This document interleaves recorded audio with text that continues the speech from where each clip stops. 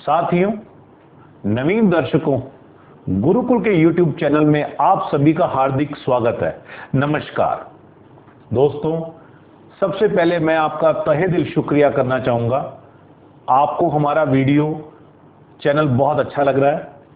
हमें बहुत सारे व्हाट्सएप और इंफॉर्मेशन आ रही हैं। उन्हीं में से एक इंफॉर्मेशन के अकॉर्डिंग आज का टॉपिक हमने लिया है स्वप्न, ड्रीम्स, सपने। स्वप्न क्या होते हैं, क्यों आते हैं, कब आते हैं और हर स्वप्न के पीछे क्या क्या कारण होते हैं। हमारे वैज्ञानिक आज भी इसी खोज में लगे हुए हैं। साइंस इस पर दिन प्रतिदिन रिसर्च कर रही है कि इन सपनों का हमारे जीवन पे क्या प्रभाव पड़ता है। लेकिन दोस्तों, हमारे पौराणिक शास्त्रों में, हमारे महाकाव्यों में इन स्वप्नों का जिक्र बहुत आसानी से मिल जाता है और हमारे ज्योतिष शास्त्र के अंदर भी स्वप्नों का एक बहुत अच्छा कनेक्शन है।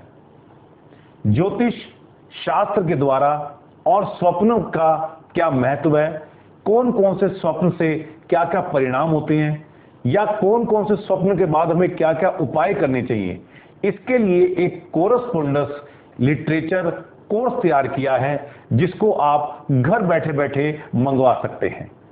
हमारे नंबरों पर संपर्क करके आप स्वप्नों का मटेरियल और कोर्स मंगवा सकते हैं और बहुत सारी जानकारी प्राप्त कर सकते हैं। मनुष्य के जीवन में अनेक प्रकार के संकल्प, इच्छाएं, मनोकामनाएं या जो कार्य वो करना चाहता है या जो पूर्ण नहीं हुए, उसकी वासनाएं, ये कहीं ना कहीं उसके माइंड में घर कर जाती हैं। और निद्रावस्था के समय जब मादक वस्तुओं का मनुष्य प्रयोग करता है, अन्न का प्रयोग करता है और गहरी निद्रा में होता है, तो ये हमारा मस्तिष्क उन्हीं सब इच्छाओं पे, कामनाओं पे, वासनाओं पे चलता रहता है, जिसके परिणाम स्वरूप हमें स्वप्न आते हैं। और कभी कभी आशंका और भय हमारे जीवन में स्वप्न का भी कारण बनती है। एग्जाम्पल, यदि किसी को यात्रा पे जाना है तो उसे सपना आएगा मेरा ट्रेन छूट गया, मेरी फ्लाइट छूट गई, या मैं लेट हो गया। किसी बच्चे को अगर परीक्षा के लिए जाना है तो उसे लगेगा मैं कहीं लेट तो नहीं पहुंच गया।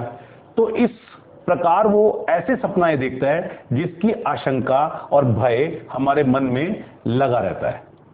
स्वप्न पर काफी सारे शोध तो चल ही रहे हैं। हमारे पौराणिक ग्रंथों में तुलसीदास जी द्वारा रचित रामचरितमानस में भी कई सारे स्वप्नों के बारे में बहुत सुंदर विवेचन किया हुआ है। जब भगवान श्री राम जी के वियोग में महाराजा दशरथ जी का स्वर्गवास हुआ तो गुरु वशिष्ठ ने भरत और शत्रुघ्न को उनके ननिहाल से उन्हें बुलाने के लिए दूतों को भेजा।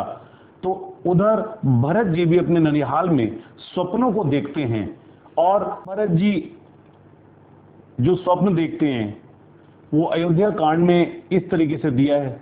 देखहि राति भयानक सपना, जागी करहि कटु कोटि कोटि कल्पना, विप्र जेवाई देही दिन दाना, शिव अभिषेक करहि विधि नाना।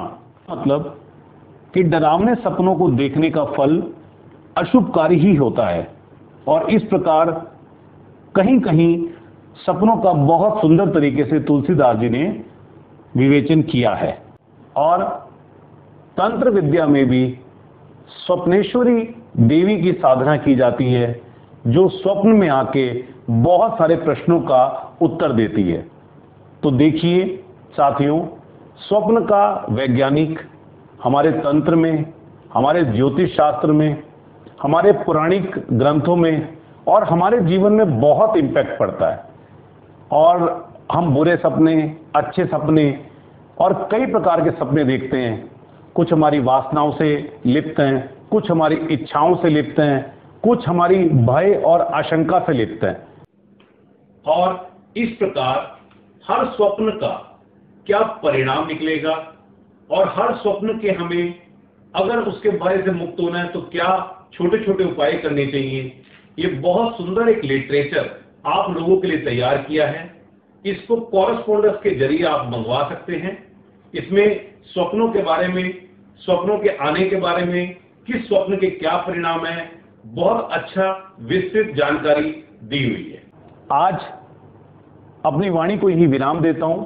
साथियों, अगर आपको हमारी वीडियो अच्छे लग रहे हैं, इसको सब्सक्राइब कीजिए, बेल आइकन पे क्लिक कीजिए, ताकि आपको समय से हमारे वीडियो नोटिफिकेशन के जरिए मिल सकें।